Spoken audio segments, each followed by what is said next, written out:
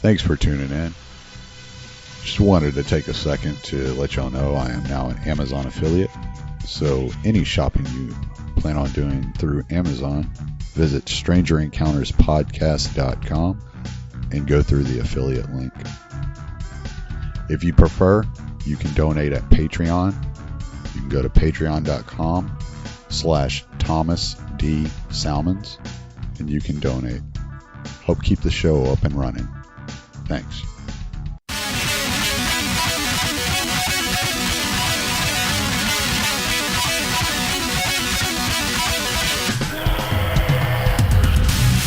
Welcome to Stranger Encounters. I'm Tommy Salmons. Today's guest is Dan Taxation is Theft Behrman. Dan has decided to throw his big yellow taxation is theft top hat in the ring and run as president for the Libertarian Party. Dan will be primarying several other candidates, and I may try to reach out to a few of them, depending on how I see the podcast going in the next couple of months. And Dan also has a podcast called Taxation is Theft. So he came across quite articulate, more so than me. He kind of stole the show at times. He was a really good guest, really gracious, and I really appreciated having him on, and I hope to be able to chat with him again soon.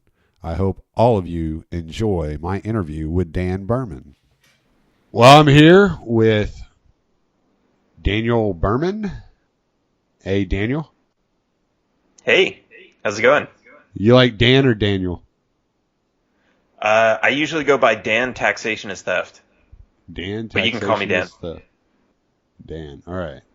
All right, Dan. So this is an interesting interview because I've only interviewed one other person running for any office, and it was a local Texas office. He was running for Attorney General, and that was my first episode. So you're running for president under the Libertarian banner. Ish. Ish? Yeah, so, well, all right, let's jump right into the discussion. Let's go for it. So, the Libertarian Party is really pretty interesting because it's, I think, everybody who's splintered off from all the different angles of the Democrat and the Republican Party are kind of filling in there because, as I like to say, it's easier to create a new gender than it is to create a new political party. So the Libertarian Party is small enough that anyone can get in, and it's big enough that it has ballot access everywhere. It's not really homogenous. So what I kind of hate about going around saying I'm a libertarian is all of the presumptions that other people have about what a libertarian is when libertarians can't even define what libertarians are. So I am asking for their nomination because I do identify with a lot of them, and we do have a lot of common ground. But yeah, I and not to say anything bad about the libertarians in general. I just don't like kind of branding myself as one. If that makes sense. Okay, so are you running as an independent, or are you actually going to be in the party? I'm running as a human being, as a libertarian candidate. Or as a candidate with the endorsement of the Libertarian Party. Okay, so you will be in the Libertarian Party debates then. Yes. So who's involved in the Libertarian Party debates as of right now? I know Adam Kokesh has been running a campaign for a couple of years, discussing dissolving the federal government in 4 years. Who else is there? We've got Ben Letter, who's also a Texan. We've got Kim Ruff from, I want to say, where's she from? I want to say Ohio, but I don't know if that's right. She's an attorney. And then we've got Arvin Vohra, who used to be the vice chair of the Libertarian Party, the National Party. We've got John McAfee, who's running again. His position's pretty interesting because I guess right now he's running his campaign from his boat in international waters because the IRS is after him, which I can't fault him for that. Go figure. Yeah. So I think and I think Benjamin Drake is officially announced. I don't know how serious his intent is at this point. I haven't talked to him, and I found out about that after our last round of debates. So and then of course there's Vermin Supreme, who is really an interesting character. We were talking about him before we started the show. He's got kind of like this satirical play on politics to kind of make fun of it and point out all of its ridiculousness. But at the same time, when you get past that caricature, he's really like a really interesting person. He's got a very serious side to it that's very I don't like using labels especially, but I hate using labels that somebody hasn't personally endorsed on themselves. But I would say very anti-authoritarian type person. So even though his character is the tyrant you can trust, so he's an interesting guy also. I think I'm sure we're going to have more popping up towards the end. I think Bill Weld was the safe choice that everyone thought was going to be there. Changed his voter registration to Republican, so I think everyone's pretty sure that that's not going to happen anymore. But there might be another Bill Weld or another Gary Johnson. I heard that Bill Weld is challenging Trump as a Republican for the Republican nomination. That could be. I don't. It's hard to say like if that's a smart idea or not, because usually the incumbent. I mean, they pretty much always, as long as I've been alive anyway, the incumbent always gets their party nomination. And I haven't even seen, an incumbent lose to a newcomer, even though I know it has happened in the past, but not in my lifetime. Anyone who's elected gets their second term always. So I don't know that that's really a smart thing for Bill Weld, but hey, I think a lot of politicians are running not caring whether or not they win, just so that they can raise a shit ton of money and, keep it. Yeah, I was born in 79, so Carter only had one term, and Reagan was coming into office, when I was young, and then H.W. Bush had one term. But other than that, you're right. Yeah, it's always two terms. It's like the devil we know seems to be the answer for everybody. Right. So I'm glad we covered some of that, but really what I want to start off with the question that has been haunting libertarians for the last 3 years. All right. What is Aleppo? I actually just took a trip to Africa. I went to Uganda to talk to a group of students about liberty. And as I flew from my layover in Paris to Kenya, which was my next layover, in the middle of the night, they have this like interactive map on the back of the seats in front of you where you can see where you are. And I actually flew right over Aleppo. So of course I turned my my camera, my phone outside of the window, which was actually really interesting to see, because it wasn't like there were a lot of cities, but there were like a lot of it looked like, normally you fly over a city, you see all these little city lights, street lights and everything. It looked like lots of fires. Oh. It was actually really interesting to see.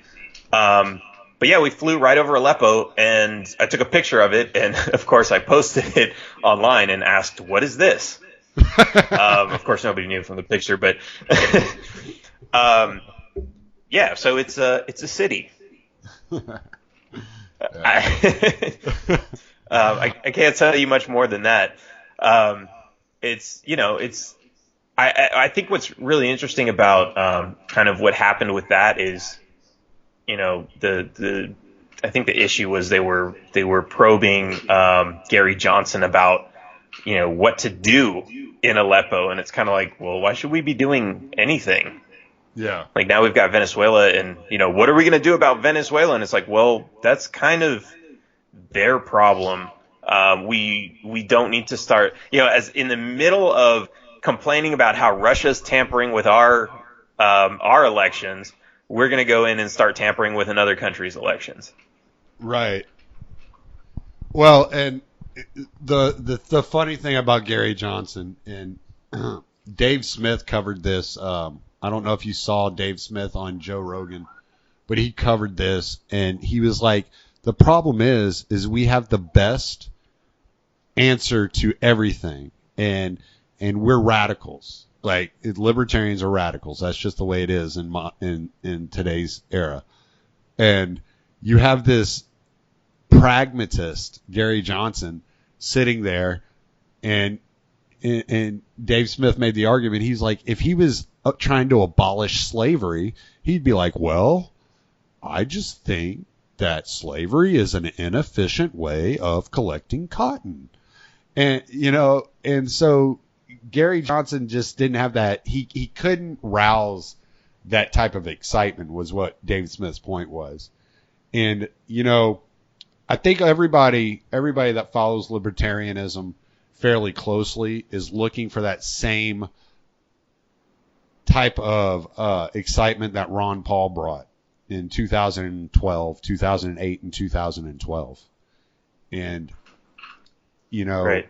I guess people are going, you're always going to have to, whether you like it or not, if you're running as a libertarian and you're, excuse me, and you're attracting the former Ron Paul followers, you have to fill those shoes. How do you plan on filling those shoes? Man, that's a good question. What's interesting, when Bernie Sanders came along, there were apparently, and I don't know the actual number, but there were some Ron Paul supporters who started supporting Bernie Sanders, and there was an outrage over that. Yeah. And what I thought was really interesting about that was, I started looking into why would somebody do that? What would cause you to go from a libertarian freedom type candidate or person who you're following to a socialist person? And what I realized was, it wasn't about the solutions. I mean, a lot of people saw the solutions and they were like, yeah, this all makes sense. It was more about the anger and the outrage of the problem itself, which was the corruption, the elites, all these other problems. These were the same things Ron Paul was pointing out, and these are the same things that Bernie Sanders was pointing out. And I'm sure that he's going to be pointing out in his next campaign. There are elites, there's a ruling class, there are the wealthy who take advantage of the poor. And while Ron Paul was saying, this is done through the Federal Reserve, it's done through corporatocracies, and these sorts of things, Bernie Sanders was, kind of accusing the same people, but his solution was not to disassemble these systems of power. It's instead to just say, well, let's just print some more money and distribute it to everybody else. So I think that's really interesting to see. And my platform has really been about finding that. Like, it's not necessarily about the solution. It's about what's the pain point, and is the solution going to address the pain point? Because ultimately you have, there are a lot of people who completely disagree with libertarians in general because, what about the poor? What about the sick? And most libertarians will say, well, that's their problem. They should get better jobs. They should, if they can't afford it, that's their problem. They need to figure out how to get money. And realistically, that is kind of an asshole thing to say. Like, it's, it's not our obligation to help people, but it is kind of a nice thing if you help people.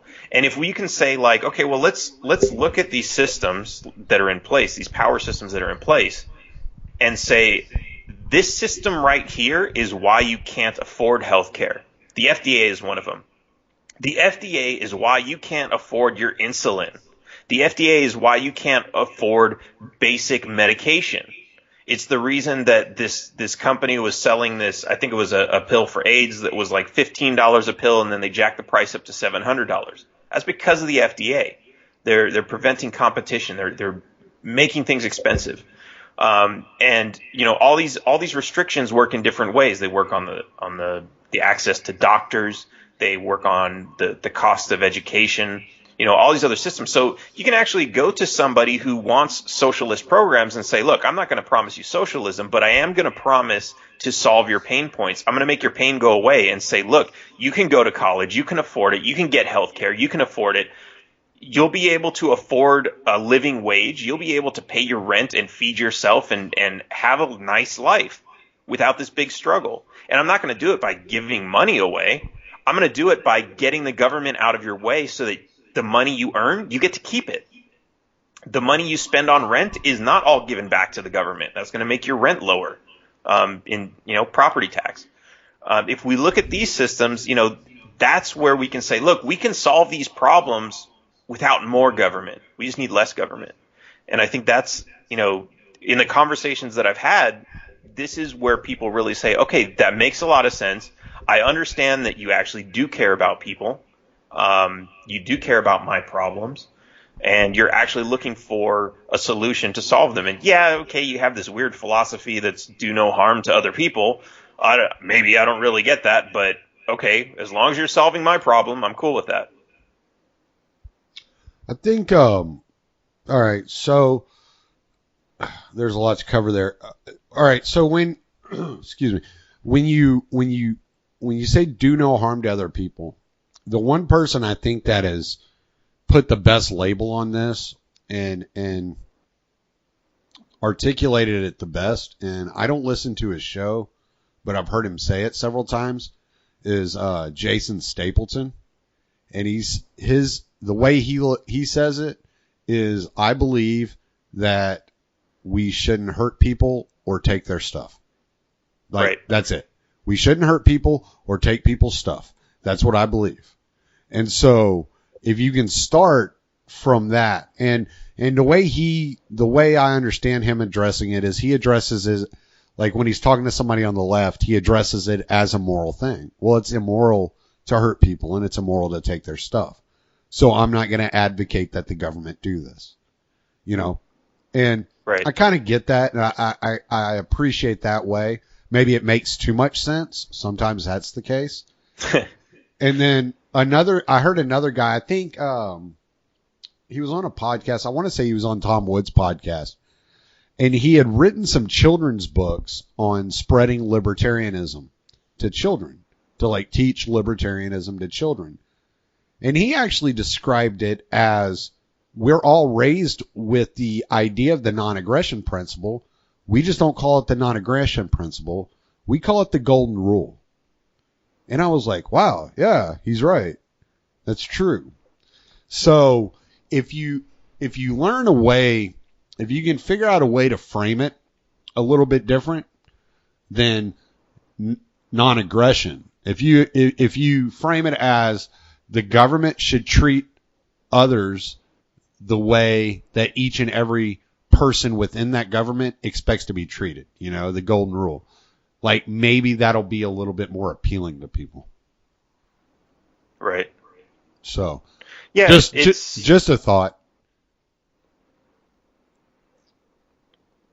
It really is. What's interesting is different people respond differently to different messages. I've talked to people who say, we'll have the conversation, taxation is theft, and they'll say, but it's not theft. I enjoy paying my taxes. And it's, from there, okay, where do you go with this? And I can say, okay, do you like the wars that we're engaged in? And usually they'll say no. And then they'll say, okay, well, what control do you have over not contributing money to that cause? And then they start getting it like, oh, I see. So while I might like programs like roads or, something I do use, or NASA, something that's might seem a little bit more like a hobby than a necessity. If I were not paying taxes, I could say, instead of sending $5,000 to drone strike people this year, I'm going to send it directly to NASA, and it's going to be part of that program. They really start to understand, like, okay, yeah, that makes sense. Maybe I am getting robbed. And then of course they start disputing whether or not is it necessary? Taxation is theft. Usually the response to that is, but it's necessary. Like, but how will we pay for roads? They're arguing the necessity of it, not whether or not it's actually theft. And to that, you can use like an analogy to basically say, well, if you lost your job today, how are you going to feed your family if you don't steal? I mean, you don't have a job, right? So why not just go steal? Because if you don't steal, how are you going to feed your family? And it brings up that same, it's that same type of thought process, just replacing it with something that's a little bit more personal and understandable. And then it's a process. Like, nobody gets this overnight, but you start to kind of plant these seeds, and people start to see like what this damage is. But what's really important to understand is everybody's got a different pain point, and everybody's got a different perspective. So when you talk to people, it's almost like you really have to figure out what they know and what's important to them. And so that's kind of what's difficult about this is, they need to hear something different before they accept the fact that we can't steal from people. Yeah. I mean, well, and going back to your previous answer, the healthcare debate is huge, and it's all about Medicare for all and this, that, and the other on the Democrat side. And they're advocating more theft in order to pay for this special project. But if you go back and you listen to, Tom Wood's episode 481, where he interviews Josh Umber out of, I think he was in Wichita, Kansas. He's a physician, and what he's determined is, I'm not going to accept Medicaid or Medicare or insurance companies. And what he's done is he's set up a program to basically, it's kind of like a gym membership. You pay so much a month to be a member of this clinic, and he'll do visits with you on Skype or on Zoom. He'll come to your house. He'll come to your office. You can go into his office. He accepts cash. He does prescriptions there. I think he said the prescriptions cost something like 70% less than they do in pharmacies. Blood work costs something like 93% less than it does in laboratories, because he's doing everything for cash, and he's doing everything right there for money on the spot, and not going through all these extortion rings in order to provide a service. Right. And I think that's the only way that we get back to a position into which we have more control and more access on a wide scale. And you're right. I'm not obligated. Like I always tell people, well, I'm obligated to my 5 kids and my wife. What makes me obligated to take food out of their mouths and put it in somebody else's? And nobody ever has a good answer for that. Like, why should I, treat them like, give them less so I can give somebody else more? That never made sense to me. I don't go to work and work 70, 80 hours a week so that my family goes without. So that's And always I think, something I'm thinking about. yeah, and I think, whether it's an obligation or not is an interesting point to that, because, you're walking through a door, you hold the door open, you see someone's walking right behind you, you hold the door open for them and they walk through. You're not obligated to do that, but it doesn't take you a whole lot and it's a nice thing to do. When it comes to, welfare type programs, there are plenty of people willing to help. In fact, the government is, they're going around destroying tents that homeless people are sleeping in, destroying food that are being given out to the homeless, fining churches for letting homeless people sleep there. The government's actually working against this. But we have to understand that it's voluntary. Like if somebody has more, they'll share more. And there's plenty of examples of that. But, back to the healthcare thing, what's really interesting about that is, so, okay, you talk about like the prices coming down really low. That's really great, right? But, okay, low prices compared to free.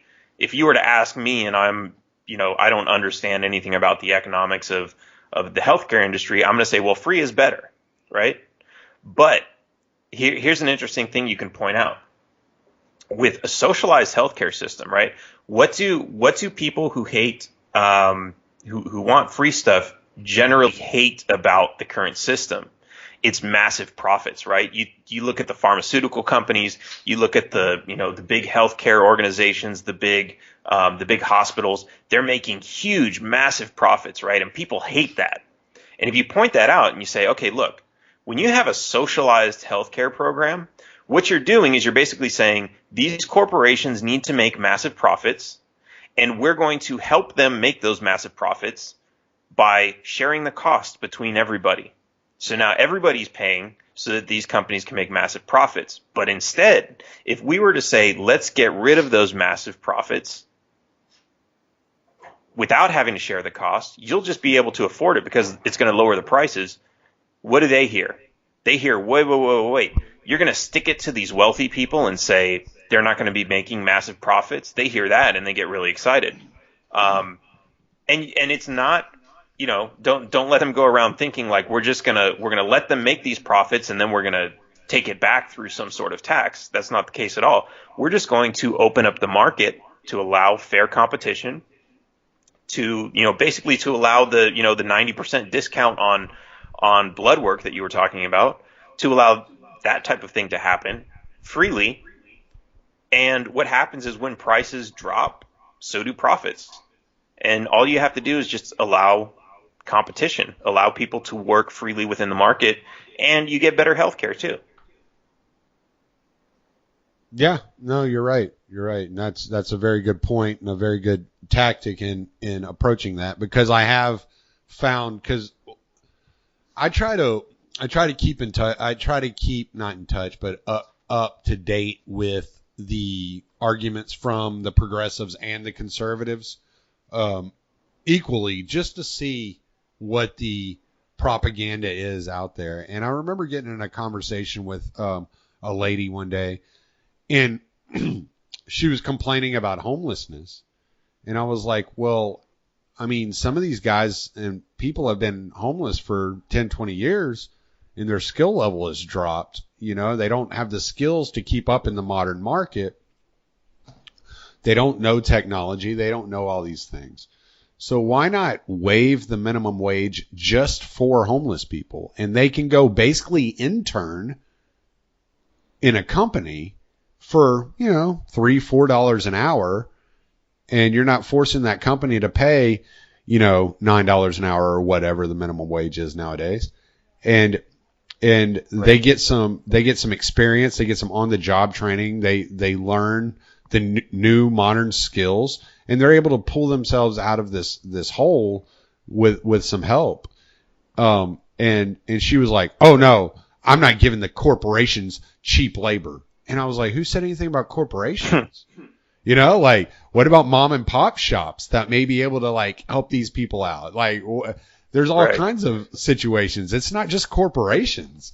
And I found it odd that her take was, I hate corporations more than I care for the homeless. I mean, that's what she was telling me. And I was like, wow, okay, well, I don't know where to go from here. I don't even know how to talk to you about this because I'm thinking about how do we help these homeless people. Yeah. I mean, yeah, that's a really great observation.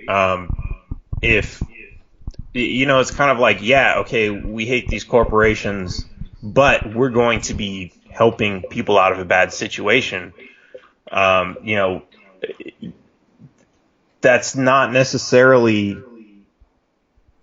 I mean, the small benefit that a corporation is going to have from hiring an extremely low wage, and low skilled worker is not really going to be a huge benefit to them, but to that person, that little bit of money can really, really help. It's interesting. I had a friend who, he used to tell me stories about when he was young, growing up in, I guess it was the 70s, maybe even the 60s. He said he would go to like small restaurants and, like fast food type places, burger joints, whatever. And there would be a guy there whose job was just to sweep the floor all day. That's all he did, sweep the floor. And they were able to do that because they didn't have to pay him a whole lot. Now, as soon as you introduce minimum wage, his job goes away because, we don't need that many employees. We don't need a person to just sit around and sweep all day. And it's not like the floor wasn't ridiculously dirty. It's, he's just sweeping because that's his job. He just sweeps and sweeps and sweeps. And yeah, that job is gone. And while it would be nice for everybody to have, a job where we all make 90 grand a year and we all have benefits and everything, the reality is there aren't that many jobs. I mean, maybe there would be if the government weren't making it so difficult for new businesses to start. But also the reality is some people aren't interested in making that much money. And the reality is also that depending on what city you're in, people don't need that much money. I mean, there are people who don't have jobs and live far enough out in the country where they just live off the land.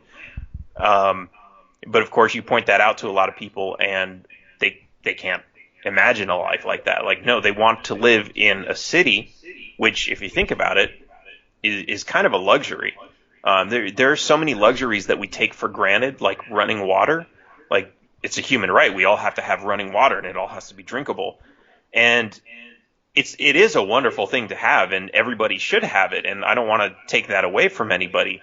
But we have to recognize that, a couple hundred years ago, if you wanted clean water, you had to walk to a stream or you had to dig a well and lower down a bucket and pull it out of the ground, and then you had to boil it.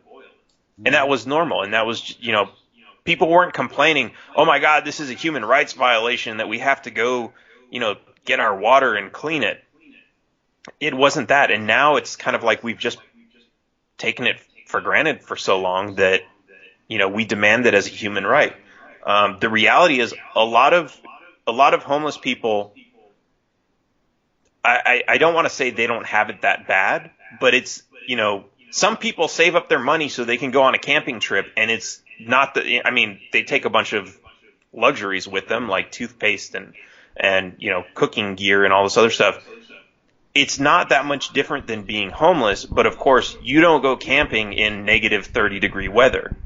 So there's also an issue of where these people are. And if you happen to be, maybe you have a house in a cold area and you're able to pay for heat, and then something happens where you lose your job and you lose your house and you end up being homeless in that city, that's kind of, that creates an extra bit of problem than if you were to just be put on this earth, randomly somewhere without a house. That maybe you had a decent climate that you could survive in without all these extra tools. So it's really interesting to see a lot of, when you start taking a lot of this into consideration. But the fact still remains, a lot of people get really emotional about this. They see homeless people and, oh, it shouldn't be this way. And at the same time, there are homeless people. You can point out to some of these people who, and I'm not going to fault them for having compassion for people who have less than them. But there are some people who enjoy being homeless. They travel a lot. They're vagabonds. Mm-hmm. They love it. Yeah. And the people who, these people who are always, really compassionate about homeless people will look at them and say, like, well, no, that's not acceptable. They don't know what they're doing. They're not really happy. They're pretending to be happy. They'll make excuses for that and say, no, we need to get him a house and a $50K job and all this other stuff. It's really interesting. Well, it's kind of funny you bring that up, because one of the things my wife and I want to do, and we live out in Southeast Texas near the Gulf of Mexico. And when we finish fixing this house up, what we plan on doing is either hiring one of my kids or hiring somebody else to manage the house as a bed and breakfast. And we're going to buy an RV and we're going to live on the road. You know, like this is just an investment. This is just an income stream for us in the long run. You know, we don't want to live in one place. You know, my mom always accused me of having gypsy blood because I like going. I like moving around. Yeah, I never sat still as a kid. You know, as far as like we moved a lot when I was young, and I like it. I enjoy it. I enjoy the new experiences. I can't wait until I can go to another country and spend a year there and not have to worry about it. You know, not have to think about things and just experience the culture and live my life and see what's up, you know. And I don't see anything wrong with that. I think life is meant to be enjoyed, and different people enjoy life in different ways. You know, that goes back to Mises and his whole idea that value is subjective, you know. So, you know, it's just how you value your time, like whether you like being productive. You know, I hear people like Michael Malice talk about he thinks that everybody should be productive. He's got kind of that Randian view of life, and I'm like, nah, not necessarily. Maybe some people just want to relax, and that's on them. You know what gets me about that one is like when I hear, I haven't heard these exact words in person, but very similar things. You know, when somebody's in jail for like, you know, they're in court for like a really, really minor offense, like possession of marijuana, and you know, they get probation, and part of the terms of probation are you have to be a productive member of society, and you have to get a gainful employment job, and all this other. And it's like, why though? Like, why can't somebody just, you know, if they're able to function without stealing and hurting other people, why can't they just relax and have fun and get stoned and do, like, what's wrong with that? Exactly. Like, you know, I mean, think about the amount of space that we have in this country. And I mean, I live on about 8 3/4 acres. I have a pond. I have a 4.5 bedroom house or whatever. And it's like, I don't know, if I could handle all my responsibilities and sit here in this house and do nothing but get high, how's it anybody else's business? Or if I wanted to live in a tent out in the woods, how's it your business? I'm not hurting you. You know, but the problem is that when the progressive era rolled in the late 1800s, early 1900s, the progressive era brought in the idea that we are resources. This is where the term human resources comes from. We are resources that are meant to be farmed, basically tax dollars, in order to pay for special projects. And that's where that all comes in. But we're talking philosophy and theory. Human capital. Yes. That's the other one they use. Yeah. Human capital. I like the term human cattle. So that's basically what they've turned us into. But all right, I want to get back to your campaign. Okay. So I got some more questions about your campaign. We're talking a lot of philosophy and theory, and it's easy to go down these rabbit holes whenever you just meet somebody and y'all have similar views. When it comes to, okay, like my first question on this is, what sets you apart from the other libertarian candidates? Sure. So I think, for one, if you look at my criminal history, it's not as tarnished as the others. Um, that's probably, you look at McAfee,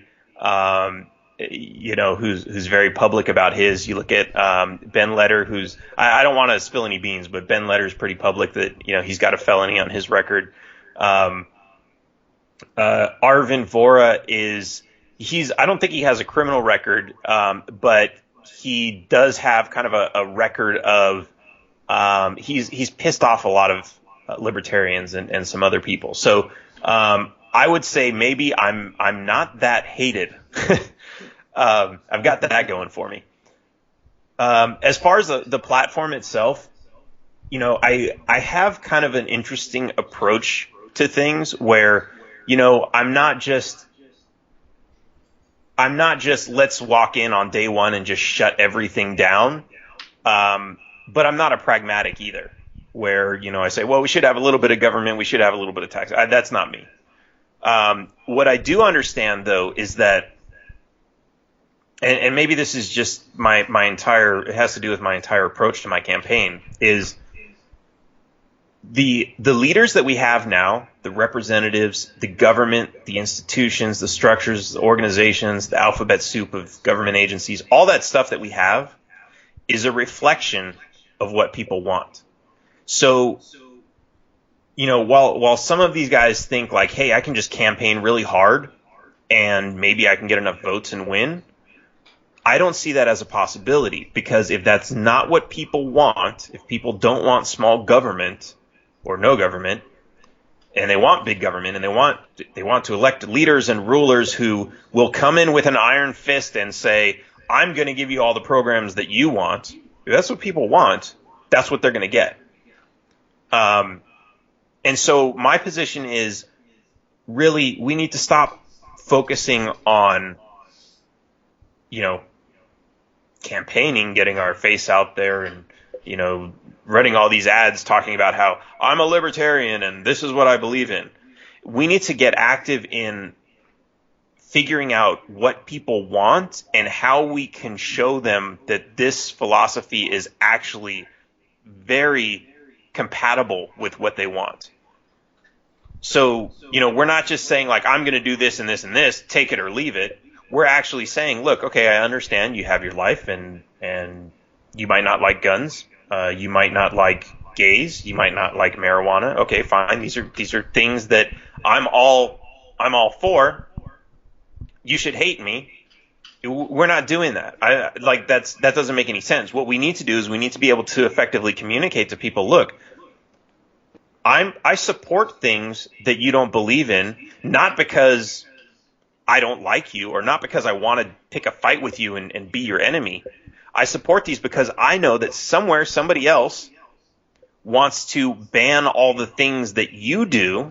They want to change your lifestyle and take your rights and freedoms away. And I'm going to protect your rights and freedoms the same way that I'm protecting these other people's. You don't have to like what they do. You don't have to like all these other people and their lifestyles and the things that they do that don't affect you. But if you leave them alone, they'll leave you alone.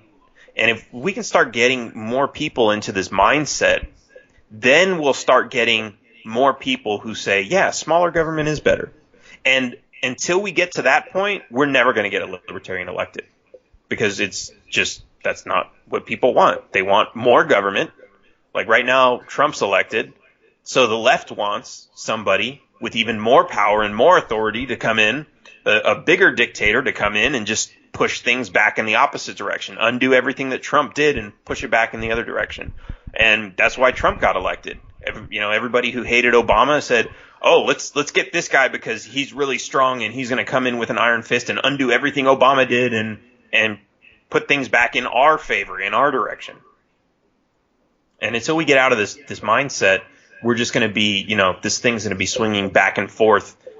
And, each time it's like a swing. Every time it goes back in the other direction, it goes higher and higher and higher until it just gets out of control and something really bad happens.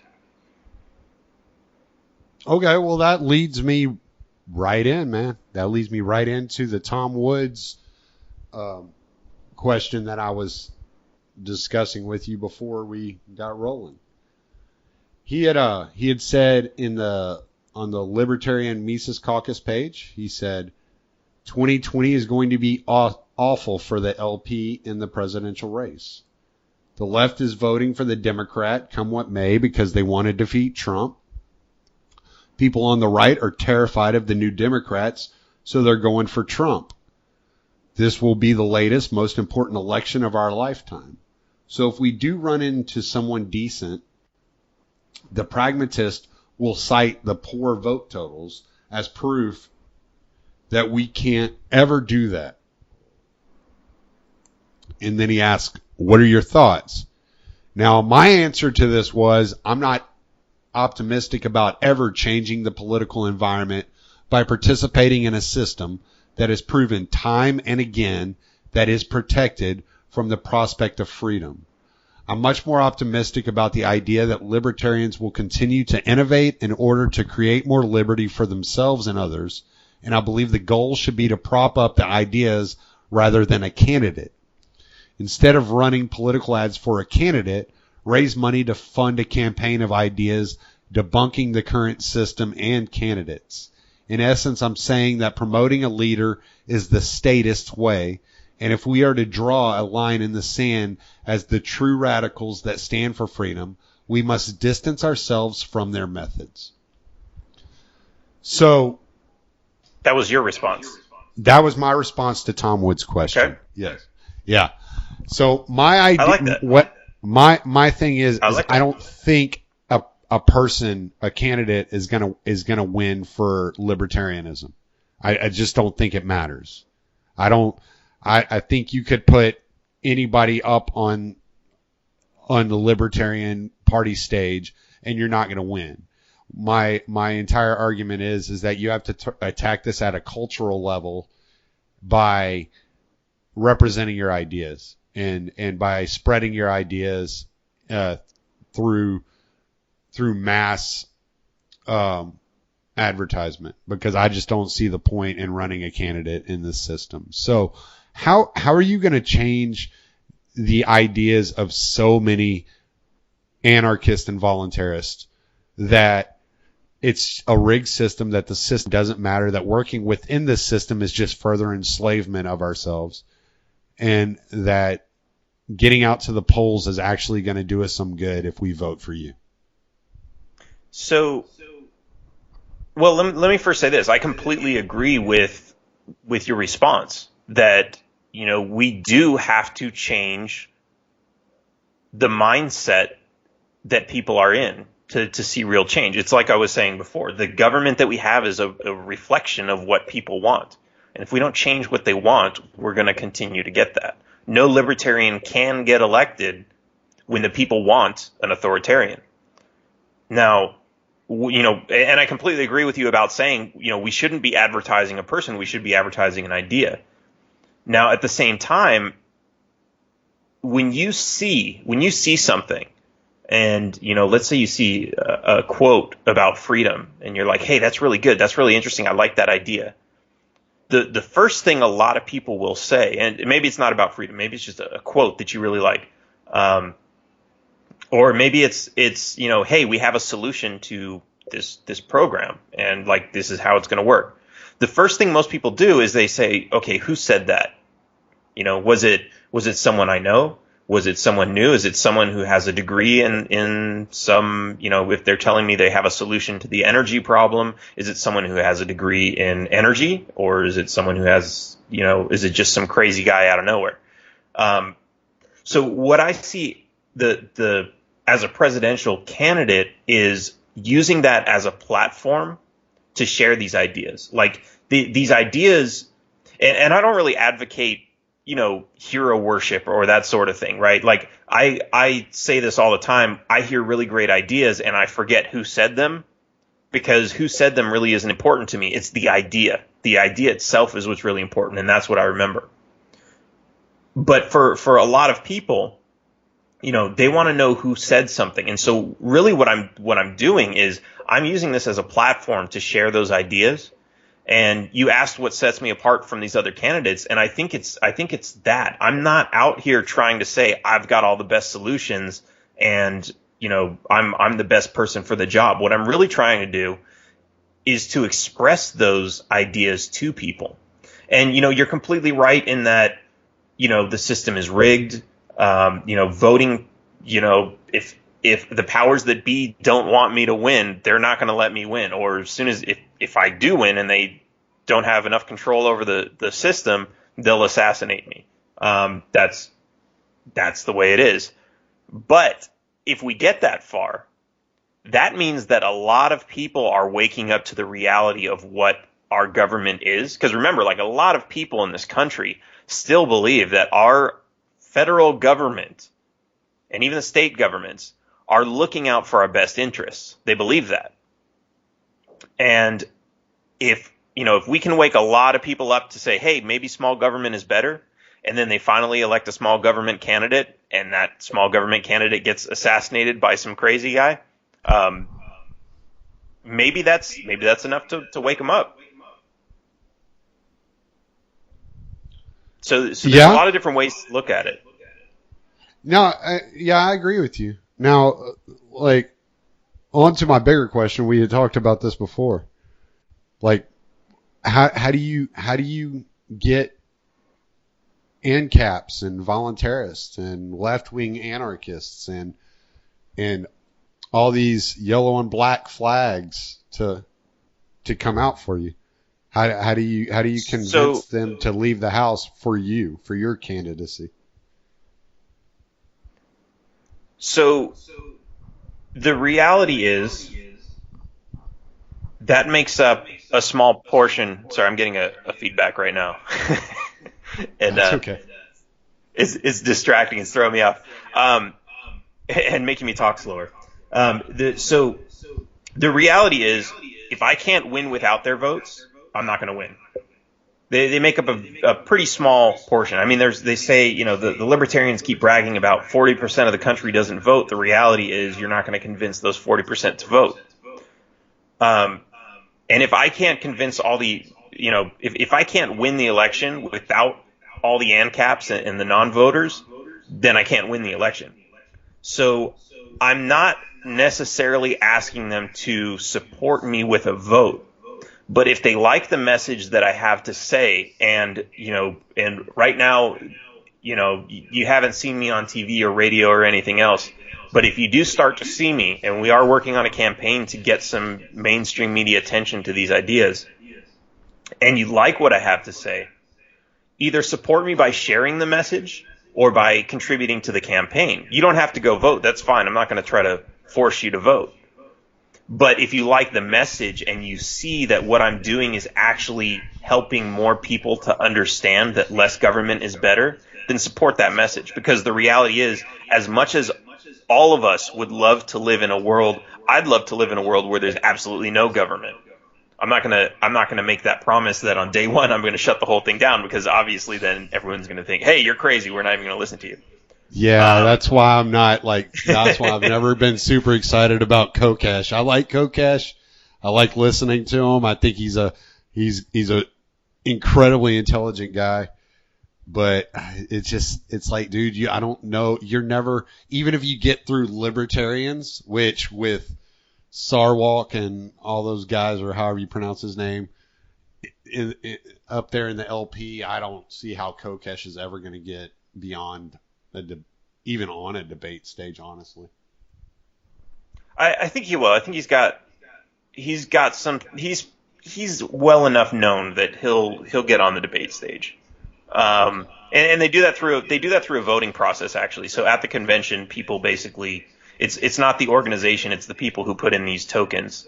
Now, of course, there's talk of Tom Woods throwing his hat in the ring and some other people, and if they do, those are no doubt going to be the ones who get the tokens, and how many they put on stage is. I'm gonna clear that up. Like, Tom has made it perfectly clear several times he will never run for office. He's not? Okay. Never. Interesting. People want him to. People want Tom Woods to run. And I don't blame them, because he talks and looks. He's got that kind of presidential academic, appeal about him. And he's very, Right. he's funny. He's articulate. Like, he's good at what he does. But he's made it very clear. No matter who's asked him, he's like, there's no way in hell. So. Right. Interesting. Yeah. So I need to backtrack a little bit. I'm sorry. I'm just like, let you know, man. Like, no, I went off track too. Tom's not doing anything. Yeah, it's so I think, going back to the point that, winning the election is not the big win. Realistically, we've got a lot of work to do, and I don't want to say I'm not going to try to win. I'll put it like this: I've been to the drag races a couple times, and I used to have a nice little. This is a streetcar, but it was pretty fast. And when the light turns green, you gun it and you go, and you don't want to pay attention to where the other guy is. You don't want to pay attention to where the finish line is. You just want to keep going as fast as you can, as hard as you can. And you don't see the finish line and say, "Oh, well, there's a finish line. Let me slow down." That's kind of for some reason, some people do that. They see the finish line and they just take their foot off the gas and coast through it. And it's like, why would you do that? You go as hard and fast as you possibly can. And it doesn't matter if you're winning. It doesn't matter if the other guy's already in front of you and you've already lost. You keep pushing it as hard as you can. And that's how I want to run this campaign. And there's a very good chance I'm not going to win. I'm not going to be delusional about that. But I'm going to push it as far and as hard as I possibly can. I'm going to raise as much money as I can and change as many people's minds as I can about what the role of government is, and convince as many people as I can that we need less government. Less. And the more that I can get that message across, the better off we're going to be in the future. Because ultimately, even if we only get 10% of the population thinking like that, 20%, 30%, and maybe it takes 10 years just to get to 30%, we're going to start seeing that change. Even if the same people are elected, even if we have the same congressmen 30 years from now, the exact same people, if they know that they don't start adapting to this change that other people want, that they're going to be voted out, they're going to adapt. They're going to change. They're going to give, they're politicians. They're going to give the people what they want. So I think that is the most important part, and I think that's something that's absolutely doable. So will I win? Maybe not. Am I going to fight to win? Absolutely. And are we going to make some real change? Absolutely. Yeah, and I like that approach. And I know we've discussed Tom Woods a few times in this interview, but I'm going to bring him up one more time, because he had said something a while back that I thought was very interesting. And what he had said was that I would rather see a libertarian candidate that runs for office and wins over 1 million hardcore libertarian supporters than get 70 million votes. And because you're actually changing culture then. You're actually changing the view of the quote unquote society. And I quote unquote it because I don't believe there is a such thing as society, but that's a philosophical discussion, not a presidential candidate. Yeah, that's a completely another rabbit hole we'd have to go down. But yeah, his whole idea was like, I would rather get the hardcore votes than thank you, baby. I would rather get the hardcore votes than get the win the hearts of 1 million people than win the votes of 70 million people. And I think that makes a lot of sense, at least in my mind, because you're changing the future. You're not just changing today. You're actually making a change for the future, right? Because the way I look at it, if you go and you run for president, and you somehow come out of the Libertarian Party which I think is going to be difficult within itself if you look at the last few candidates that come out of the Libertarian Party. And you do actually somehow get on the main debate stage. Let's say it's Donald Trump and I'm just throwing a name out there, Bernie Sanders and you somehow win that election and get into the White House. Now you still have to deal with these bureaucracies that have been there for hundreds of years. You know what I'm saying? So it's not like the change is going to happen, So, and as soon as I get out, it would all be undone. Yeah, exactly. Well, they would never let anything to happen. This is what we see. It's like you said, you'd probably be assassinated. You'd either be assassinated or they would just completely block every move you made, to stop a war or this, that, and the other. I mean, you look here just on the last couple of days, suddenly it went from we're pulling our troops out of Syria to we're going to leave 400 troops there for an indeterminate amount of time to protect the Kurds from our allies, the Turks. So, this is just the way we do it. We got to set up permanent bases around the world and be imperialist. And if you decide in any way, shape, or form you want to change that behavior, then you're going to be fought from every level. And I think part of what we're seeing with the whole Trump-Russia investigation is what is that battle. It's that fight, but again, that's one of those other conversations I could go on for hours. But so I think you have a good point of view. You have like a good perception and a realistic view of like where you stand. And I think that's admirable. You're like, I'm just trying to spread a message. I just want people to hear a message. And if you can just change 100,000 minds or 500,000 minds, this grows exponentially. And that's what we're trying to do. Right. Yeah, and that's it's really the same point with there's this fight. It goes back and forth. If you ever go to the libertarian conventions, it's party over principle versus principle over party. Do we want to grow the party? And there are plenty of people who are let's just get as many people registered to the party as we possibly can. And there's an incentive within the party itself too. Like let's say you have a state like Texas. The number of delegates that get to go to the national convention is based on how many registered members they have in the state of Texas. So people are like, hey, just put your name down here. So, let's sign you up as a libertarian so that, we'll have more delegates. And wait. Well, part of it is too, and this is something I don't want you to skim over this. I just want to interrupt for a second. Part of it is money. Period. You can't officially join the Libertarian Party unless you give at least a $25 donation. And so the more people they get involved, the more money they got flowing in. So there's obviously that corrupt aspect even of the Libertarian Party that focuses on money. So I just wanted to insert that point because we cannot overlook that. I would honestly rather like somebody like you run as an independent and say, screw these parties. I'm not fucking with them. I don't want anything to do with them. Right.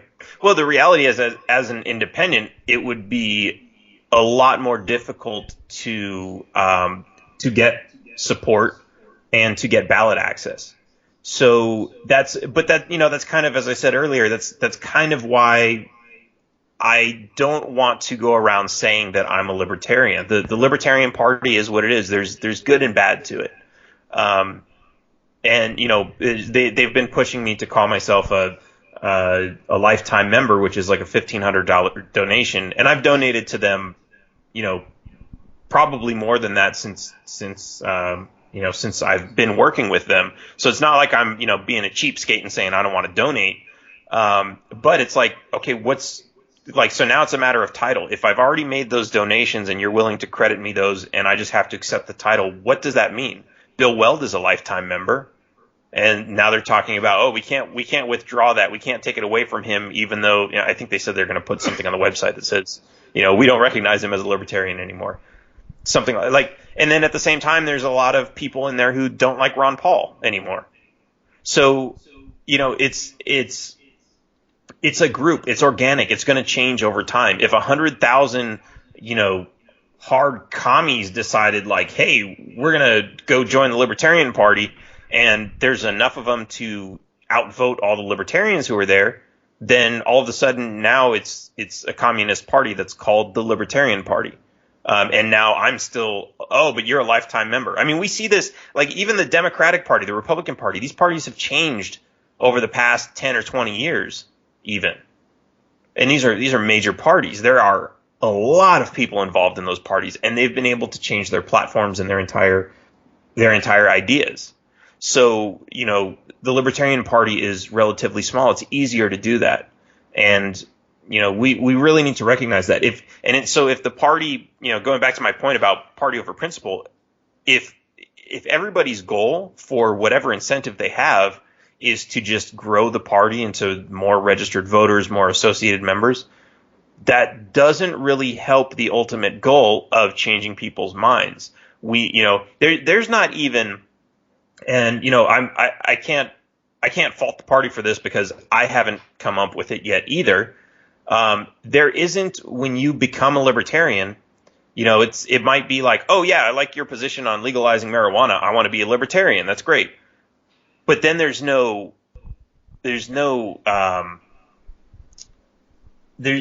education system to say, okay, well, here are all of our other principles, and here's why we believe in these. To get somebody accustomed to, all these other things. Because I know plenty of libertarians who are, some of them are pro legalizing marijuana, but then, they send their kids to the military, or they're on welfare, Social Security and these other programs, and they're happy to collect money, and they know like, oh yeah, I'm collecting from these socialist systems, but I don't care. I'm just here to legalize marijuana. Or they're racist, or they don't like the LGBT community, or there are a lot of people who have these different ideas that aren't necessarily libertarian, and all I can say is, well, they probably came there because they liked one issue.